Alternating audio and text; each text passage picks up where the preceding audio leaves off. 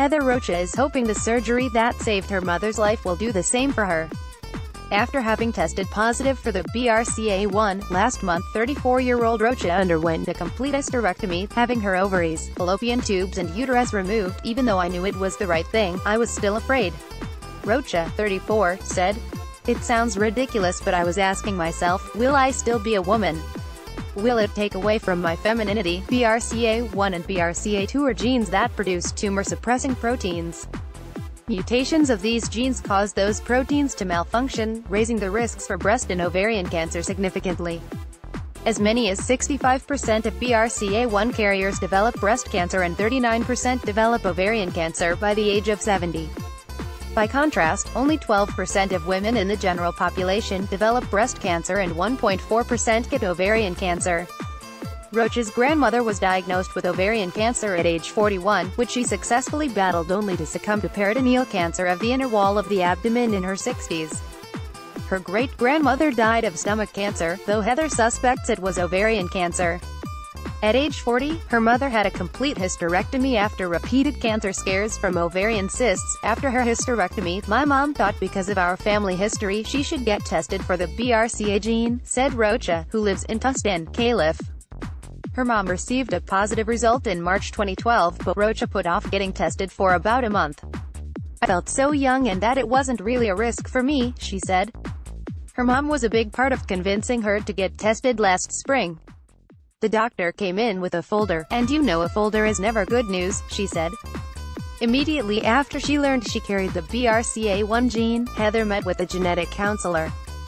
Such counselors help people at risk for a genetic disorder explore treatment options and to better understand the impact it may have on them, their family and future children.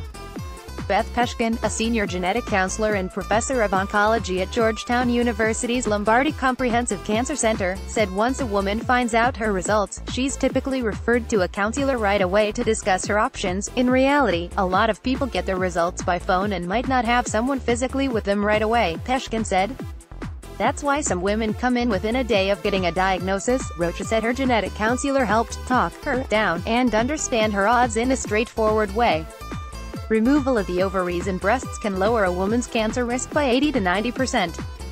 Besides the gut-wrenching decision about whether or not to have the preventive surgery, Rocha was also dealing with the prospect of infertility. She'd been trying to get pregnant with no success, and didn't want to consider surgery until she had a family.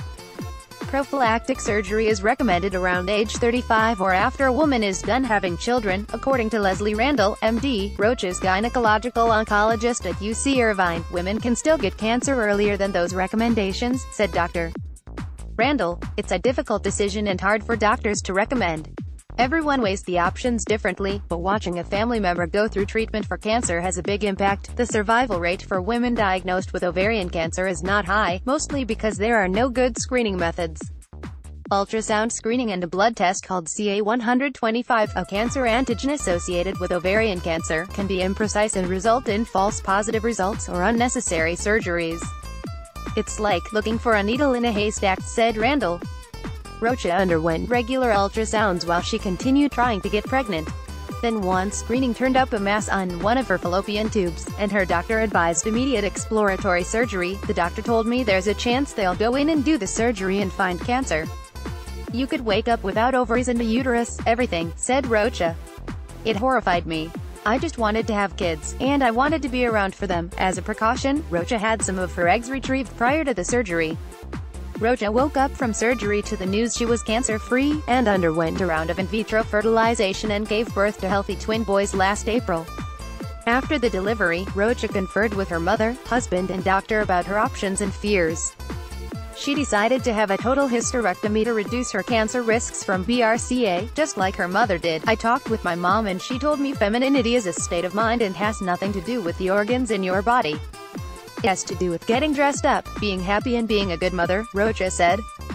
And if you want to do those things, the surgery is how you give yourself the best shot. There was little public discussion about the impacts of prophylactic mastectomies or getting one's ovaries removed, much less the BRCA genes, until earlier this year, when actress Angelina Jolie revealed that she had a double mastectomy and planned to have her ovaries removed because she carried the BRCA1 gene. Here's someone who gets paid for their looks, yet she's strong in making a bold decision to make health a #1 priority, said Rocha.